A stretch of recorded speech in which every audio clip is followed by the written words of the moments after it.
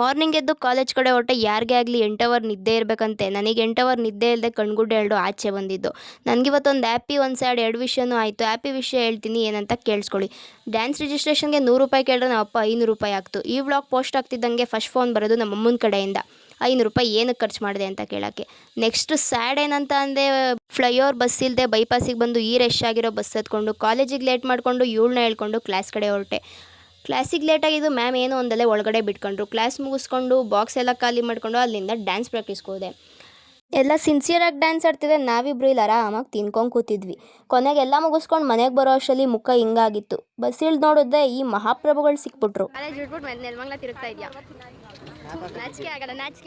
ಅದಾದ್ಮೇಲೆ ನಮ್ಮ ಅಣ್ಣ ಸಿಕ್ತ. ಅವನಿಗೆ ಟೈಮ್ ಆಗಿತ್ತು ಅಂದ್ಬಿಟ್ಟು ರೋಡಲ್ಲಿ ಹಬ್ಬಕ್ಕೆ ಅಂತ ದುಡ್ಡು ಕೊಟ್ಟು ತಿಂಡಿ ಕೇಳಿದೆ ಅಂತ ತಿಂಡಿ ಕೊಡಿಸ್ಬಿಟ್ಟು ಮನೆ ಹತ್ರ ಬಿಟ್ಟ. ಸರಿ ಅಂದ್ಬಿಟ್ಟು ನೋಟ್ಸ್ ಬರ್ದೆ. ನಮ್ಮ ಜಾನು ಅಂಗಡಿಗೆ ಹೋಗಿದ್ಲು, ನನಗೂ ಸೇರಿಸಿ ಆ್ಯಪ್ ಬೇ ತಂದಿಲ್ಲ ಅಂತ ಅವಳಿಗೆ ಥ್ಯಾಂಕ್ಸ್ ಹೇಳಿದ್ರೆ ಅವಳ ರಿಯಾಕ್ಷನ್ ಹಿಂಗಿತ್ತು. ಕೊನೆಗೆ ನನ್ನ ಫೇವ್ರೇಟ್ ಅನ್ನ ಸಾಂಬಾರು ತಿಂದು ಡೇನ ಎಂಡ್ ಮಾಡಿದೆ.